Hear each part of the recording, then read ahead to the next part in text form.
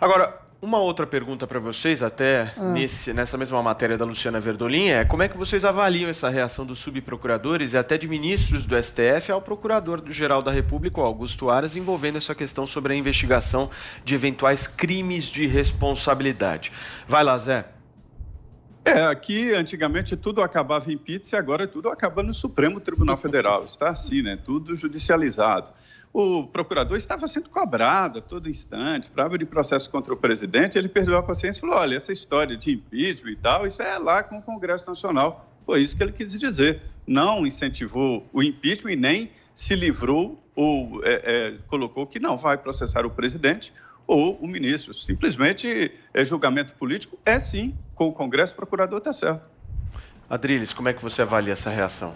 Não, o Aras alertou para uma coisa que está na Constituição, sobre o risco de uma desordem, um caos institucional, apelar para Forças Armadas. Eu acho que ele pesou a mão, ele exagerou exatamente, mas é um exagero em nome da defesa de um exagero, de um ataque ostensivo, de uma oposição que quer tirar o presidente Bolsonaro de qualquer jeito. E aí inventa motivos e crimes de responsabilidade completamente estapafúrdios, como adesivar avião, responsabilizando o governo pelo caos em Manaus, sendo que o governo deu 9 bilhões para o governo da Amazonas, como nomear, que é prescrição dele, prerrogativa dele, o chefe de Polícia Federal. Existe um ódio ostensivo a um presidente eleito, que eventualmente alguns julgam que não é competente no sentido de conduzir o combate à pandemia, e sob os augúrios desse impeachment absurdo que tentam colocar sobre o Trump, e agora colocaram suas manguinhas de fora e tentam, de qualquer forma, suprimir o voto do cidadão por uma imposição de um processo de impeachment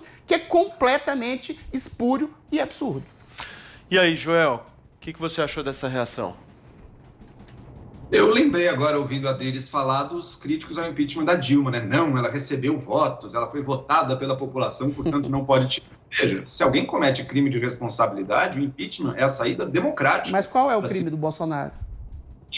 Um monte, Adriles. A gente já citou aqui, por exemplo, empurrar para a população tratamentos gastando milhões de milhões de tratamentos sem eficácia contra uma pandemia. Esse é um deles. Outro, ataque às instituições, ataque à justiça eleitoral, por dizer que tem provas que a eleição foi fraudada. Isso é sério. Quando você ataca uma instituição, um poder, isso é um crime sério, um crime de responsabilidade com o presidente da República. Agora, o Aras, infelizmente, ele já se revelou mais de uma vez aí um verdadeiro defensor do Bolsonaro, né? Ele não tem mostrado a isenção e a independência que a gente esperaria. Não sei se ele tem outras ambições aí, não sei o que acontece, mas o fato é que já existe muitos juristas, por exemplo, cito o Conrado Ubner Mendes, já levantam aí diversos crimes de responsabilidade que sim, justificariam uma abertura, mas claro, tem que ter uma pressão junto ao Rodrigo Maia e o Aras falando de antessala do estado de exceção, ou seja, de estado de defesa, ou seja lá o que for, tem nem que dar ouvidos para isso. Isso é um discurso político acima de tudo. Adriles O pedindo que eu acho que não se deve dar ouvidos é esse tipo de absurdo que você comenta, Joel. O Paulo Francis dizia que a melhor arma contra um comunista é deixá-lo falar. Quando você diz que o Bolsonaro atacava instituições, ele simplesmente fazia uma crítica pontual às instituições. Quando você diz comprar tratamento ineficaz, meu Deus, não existe tratamento eficaz antes da vacina no ano passado. Ele simplesmente comprou um estoque de remédios para ajudar a população. Isso é crime de responsabilidade. Quando se coloca, imputa a responsabilidade do Bolsonaro nas falhas, na falta de oxigênio em Manaus, sendo que ele deu 9 bilhões, sendo que o governo do Amazonas teve uma secretária de saúde presa sempre que o próprio governador comprou oxigênio em casa de vinhos, ou seja, é uma responsabilidade absolutamente local.